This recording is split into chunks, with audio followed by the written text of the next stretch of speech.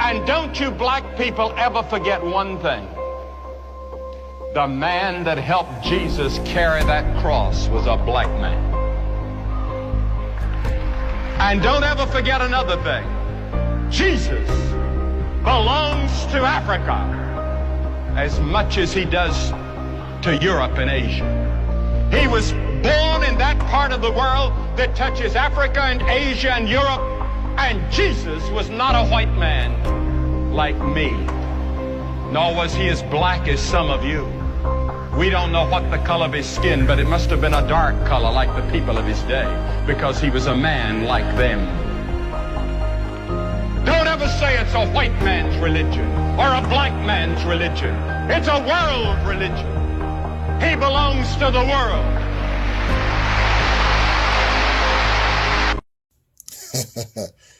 I hope you guys heard that from the white man himself. Yes. Now you guys are going to hear what a black man is thinking and also saying. Next video. Watch it, guys. And many Christians, some of you are watching me right now, you are mad. You're getting angry. You're getting worked up because I am saying that I don't believe in a white Jesus with blue eyes. No, you cannot say that. You are denying Jesus. Why did you allow the white people to make a white idol and you never complained? Now I'm saying it, you are getting angry. Why are you angry? You are not angry with me. You are angry with yourself. That you have been lied to for a long time.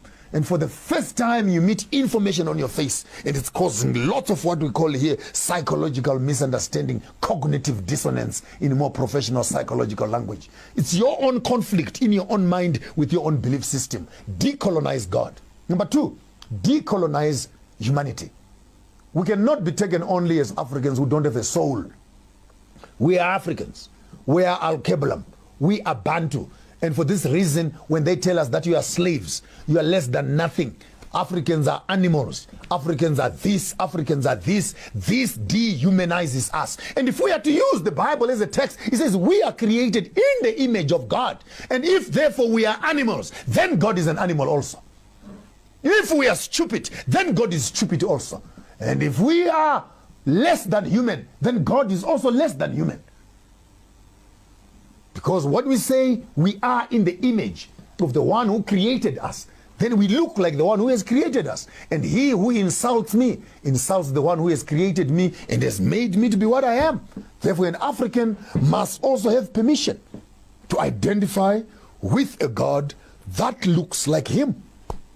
Yes, Buddhas in China, they can talk to their own Buddha. And the white people can create their own Messiah also, that blue-eyed boy, and hang them around. That's for them. Yes.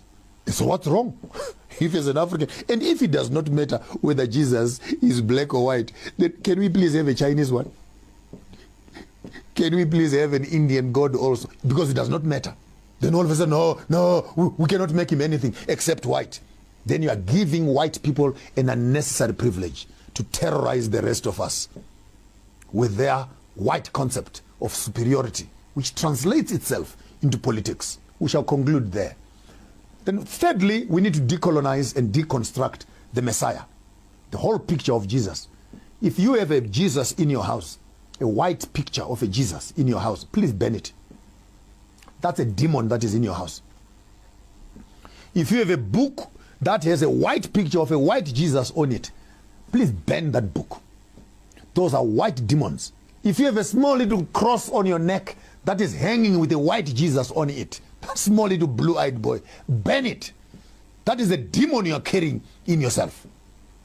And we cannot as black people be calling on white demons to oppress us and invoking them, calling these white spirits to come and have superiority over us. The true God of the Bible was not a white man. Madagascar is 100 and something, 200 kilometers away from Africa. It's part of Africa. Yet North Africa, which is Israel, is separated by the Suez Canal and is not part of Africa. And this canal was dug a few days ago. Are you okay in your head?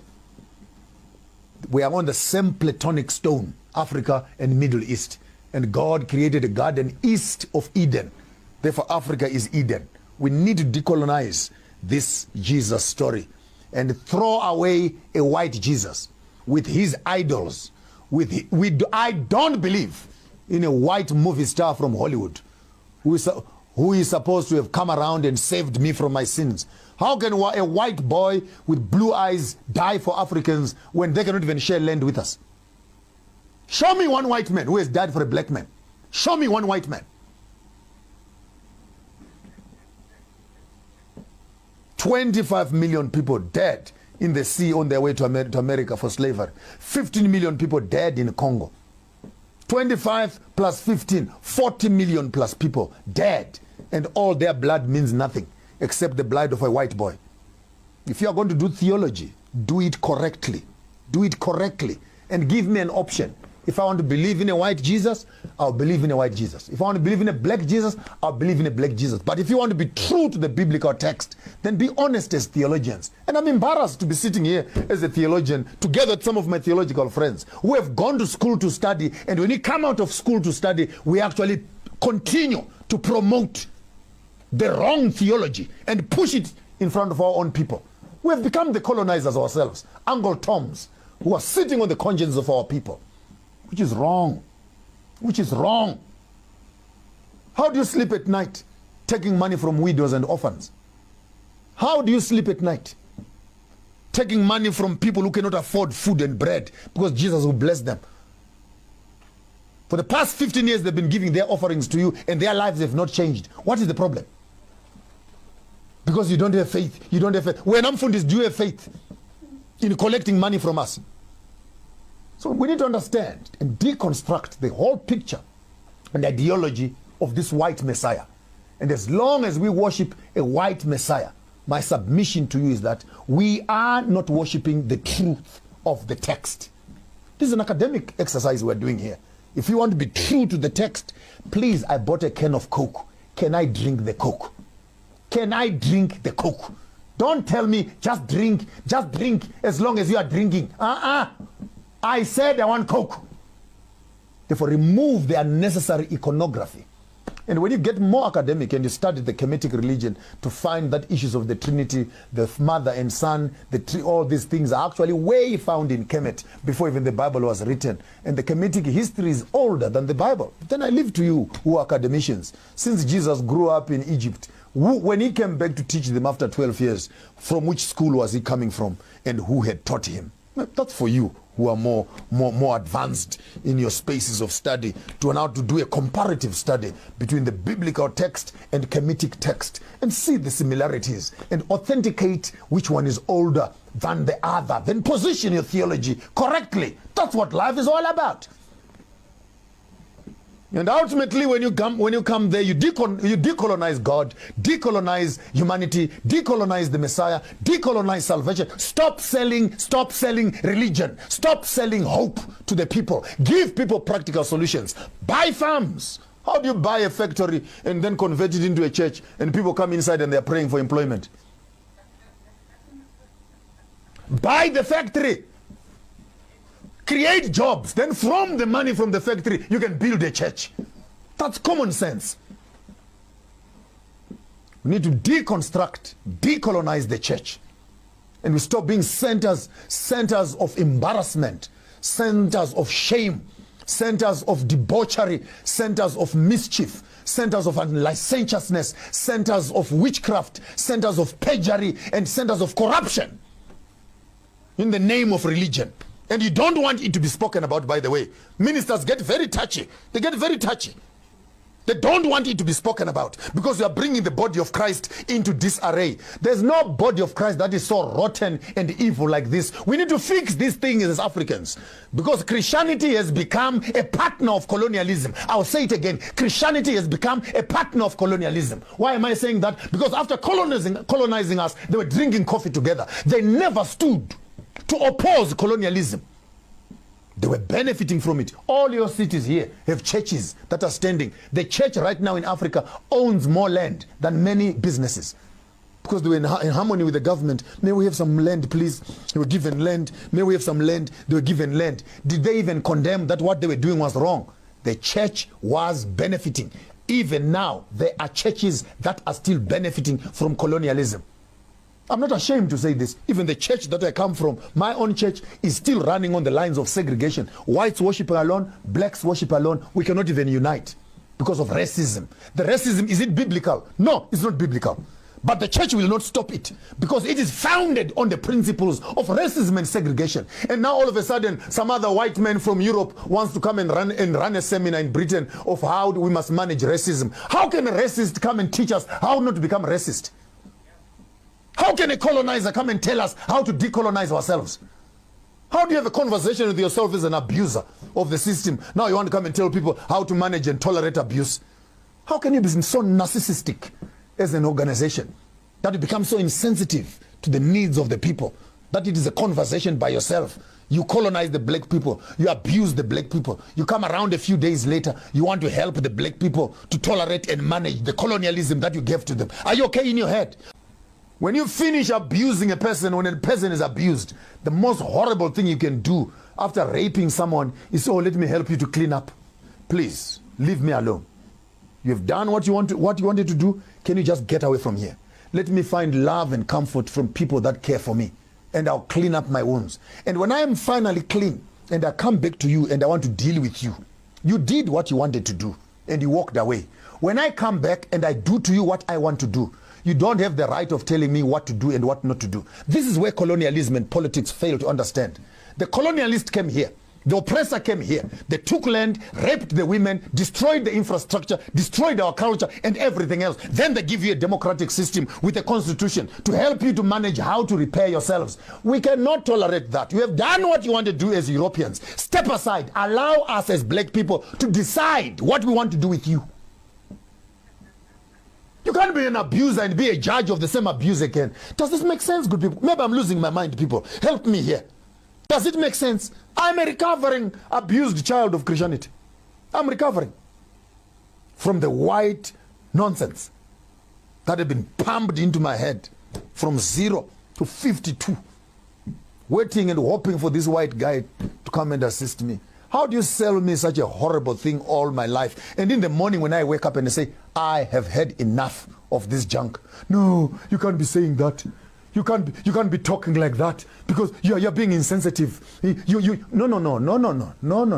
No. Allow me. If I want to cry, let me cry. If I want to scream, let me scream. If you think I've lost my head and I've lost my mind, it's none of your business. Allow me to recover the way I want to recover.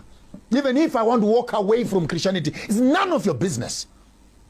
Why are you angry? Because you want to become a groupie. Oh, he is still with us. He is still with us. He's still with you where? Still with you where? When I'm with you, what difference does it make? I want to conclude by saying, I'm not saying leave Christianity. I'm not saying leave Islam. I'm saying all the instruments of religious meeting places must be converted into instruments of changing and transforming the society. We need, therefore, to deconstruct God, decolonize him. We need, therefore, to deconstruct and decolonize humanity, deconstruct Christianity, deconstruct the Christ Messiah himself, deconstruct ecclesiology, church itself, deconstruct ecclesiology and eschatology. Stop selling people things that are in the heavens because you have failed to make them relevant on earth. Teach people to work. The Bible says, occupy till I come. Work and labor. We cannot teach escapism, where people are waiting for the clouds to open and they disappear to heaven. And by the way, many people who want to go to heaven, they don't want to go to heaven because they are saved. By a Lord, too much debt. So they want to go disappear to heaven and they don't want to pay things that are here. Then I remember the other song by the other guy, when you get to heaven, you find the devil waiting for you. At when you are not going in. Let's go backwards. You cannot run away from earth because of debt. Or no man, nothing except love. We have been given land, we've been given crops, we've been given life. Let us make the best of what we have right now. Let heaven and theology be actually the blessing of a fruitful life in the now. then we can also wait for the second coming of Jesus with beautiful cars, with beautiful homes, looking nice also. Why must we be singing the song, take the world, but give me Jesus? You give away land and you receive Jesus. Hey, I don't want the Jesus. I want the land also and the Jesus. I want both. Why must I lose one? Take the world, but give me Jesus.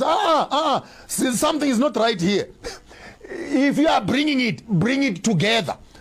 Bring me the land, and then we can talk Jesus when I'm sitting on my land.